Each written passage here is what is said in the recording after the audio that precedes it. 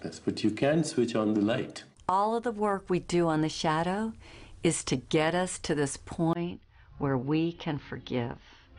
To do forgiveness, we put blindfolds on to make it safe for people to share their deepest secrets.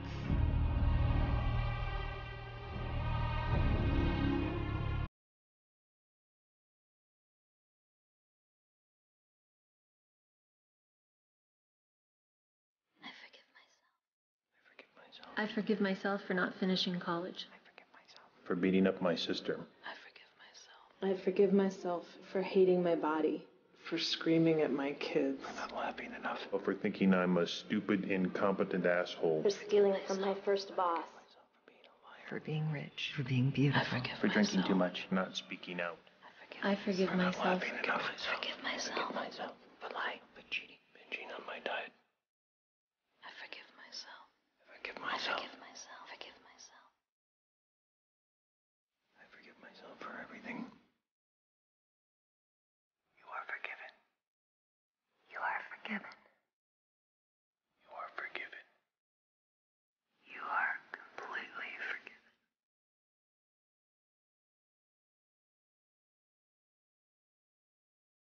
I think a lot of people are very afraid of their shadow.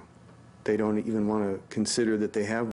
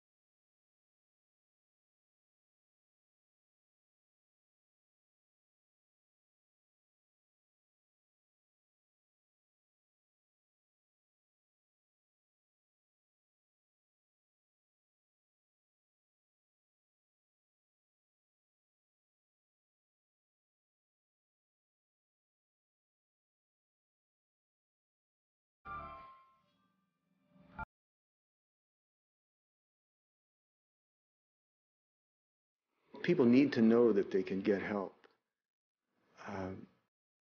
that they don't have to carry their shame alone, that they don't have to live in a secret, and that there are people that are holding the light for them, that are willing to see them as they are through the shadow.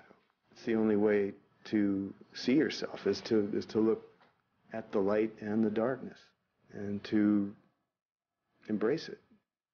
I use that analogy of being like a drowning person, where someone's holding your head underwater, and at some point you realize that you have to be the one that fights your way back to the surface. What happened to me as a child has given me a real depth of compassion, which I'm so grateful for, because it's so clear to me when I work with people how they're suffering, how they're hiding. And it's been the greatest gift of my life that I'm in a position where I can honor people in that way. I'm just so grateful to be able to connect with people on that most vulnerable level, that deepest level of the soul. I regained my faith because I asked for it. Forgiveness doesn't happen in your head until it happens in your heart. My mom was walking downtown Beirut with the young Israelis, and she turns to my dad, and her mother had been killed by the Israelis. She goes, "Mustafa, these are young soldiers, don't they have a mother?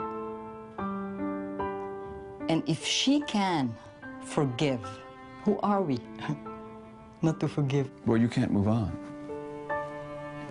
if you don't forgive. The train stops if you don't forgive. And mostly, you got to forgive yourself for taking whatever happened to you too deep, to a deep place that it shut you down. The universe will deal with that person's karma. You don't have to worry that if you, quote unquote, forgive them, that they're going to somehow live an undeserved, wonderful life. Each and every one of us needs to work full-time on self-forgiveness. Our motivation to forgive is increased when we understand why it's so important. It's not just to make their day better, it's to free you. And forgiveness is the hallway between the past and the future. The future expression of who we are as a planet, as our country in America, depends on the people that grow up, that become the next presidents, that become the next politicians, economists. We want to make a difference. We want to somehow get it right, you know, to feel like we did, or at least we tried to do what we came here to do. That is the gold that is being mined today. But that's because the world is growing. We're entering a new age. That's what's going on. That's why we're talking about this. You are a force of love. You are made from love. And love is the most forceful energy you could ever have. Accept that energy. Accept who you are. Accept your inheritance, if you will. You're the total being of love, and don't waste a minute of it. I've come full circle, and this is the external of what was going on inside of me. It's how we are able to perceive everything in life as an opportunity for growth.